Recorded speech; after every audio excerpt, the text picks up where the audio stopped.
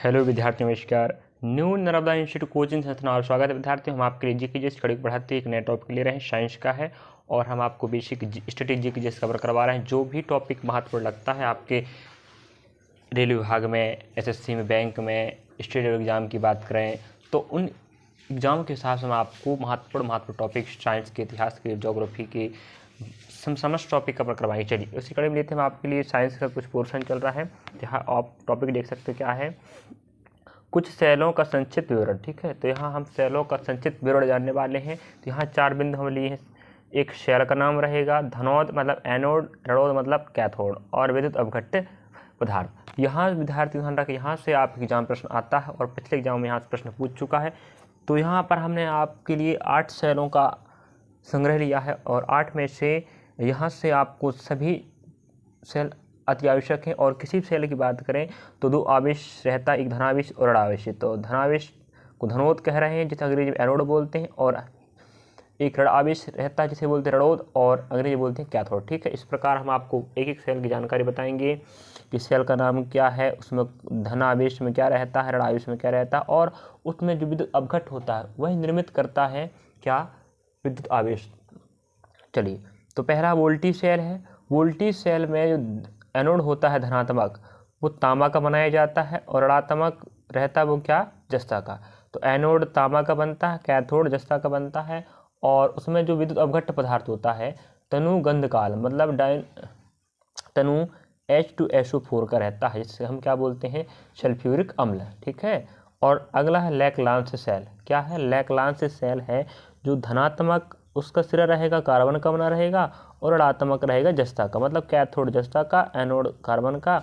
और विद्युत अपघट्ट पदार्थ की बात करें तो 9 साधार का घोल रहता है। तो 9 साधार को हम क्या बोलते हैं, NH4Cl। ठीक है, तो 9 साधार बोलूँगा, क्या बोलूँगा, NH4Cl। अगला है शुष्क सेल। शुष्क सेल आप जरूर देखे होंगे, कहाँ पर देखे होंगे, जो आप घड़ी होती, दीवार घड़ी होती हैं, ठीक है, उन घड़ियों में जो सेल होता है, और प्राचीन काल में जो रेडियो चलते थे उनमें जो सेल का उपयोग होता था वह सेल है शुष्क सेल। अभी भी होता, बट अभी वर्तमान समय थोड़ा कम होने लगा है कि नहीं।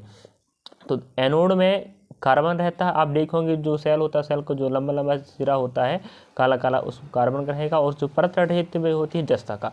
और अंदर 9 साधार का पेस्ट रहता है। 9 साधार मतलब NH4Cl रहेगा, लेकिन यहाँ घोल के रूप में रहता है, यहाँ पेस्ट के रूप में रहेगा, लेकिन कैसा रहेगा, शुष्क रहेगा, जिस कारण से सेल का नाम क्या पड़ गया, शुष्क पड़ गया। अगला सेल का नाम क्या है, डैनियल सेल। डैनियल सेल जो एनोड होता है तांबा का और कैथोड होता है किसका, जस्ता का। तो अधिकांश आप देख सकते हो ऋणात्मक जो आवेश या कैथोड बनाए जा रहे हैं, जस्ता जस्ता जस्ता जस्ता जस्ता के बन रहे हैं। ठीक है, और हम कह सकते हैं शुष्क सेल हो गया। डैनियल सेल की बात करें तो तांबा और जस्ता का, एनोड तांबा का और कैथोड जस्ता का रहेगा। और विद्युत अपघट्ट पदार्थ की बात करें तो यहाँ पर क्या रहने वाला है, तनु H2SO4। और अगला है 5 नंबर, देख सकते हैं बाइक्रोमेट सेल। बाइक्रोमेट सेल में कार्बन का एनोड रहेगा और जस्ता का क्या रहेगा, एनोड, सॉरी कैथोड रहेगा। ठीक है, और रही बात यहाँ पर भी तनु H2SO4 रहेगा। तनु शांत 2 प्रकार के होते हैं, तो हम तनु की बात कर रहा है और शांत की बात नहीं कर रहा, तनु H2SO4।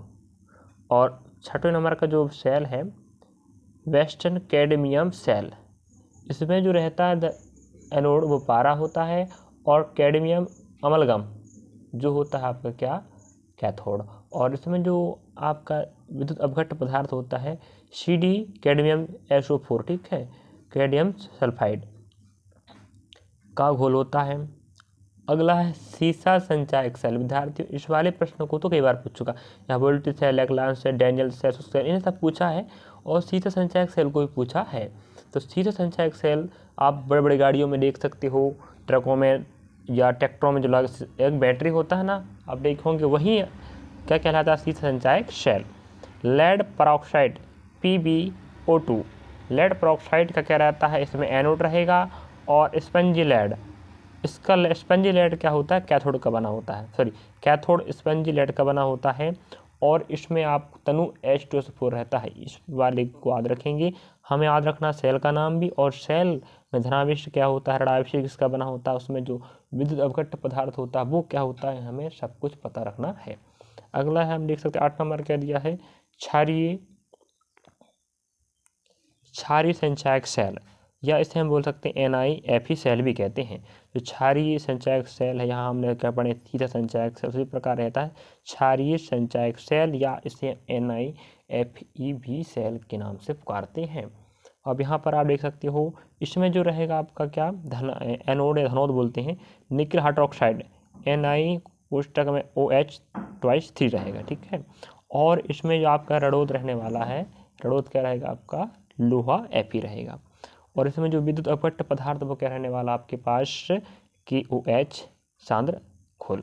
तो KOH का जो सांद्र घोल रहेगा, तनु नहीं रखना, सांद्र रखना है। इस प्रकार हम 8 सेल की जानकारी आपको दी है। यहाँ से विद्यार्थी प्रश्न पूछता है तो वोल्टेज सेल पूछा, लैग्रांज सेल, शुष्क सेल, डैनियल सेल और शीत संचायक सेल। तो आपको पहला क्रमांक, दूसरा क्रमांक, तीसरा क्रमांक, चौथा क्रमांक और सातवां क्रमांक, इन्हें आपको याद करना, मतलब करना है। सेल का नाम पता होनी चाहिए, एनोड किसका बना होता है, कैथोड किसका बना होता है, और साथ में आपका करना है जो विद्युत अपघट्य पदार्थ है उसकी भी जानकारी रखना है। चलिए, थैंक यू, धन्यवाद, पढ़ते रहिए।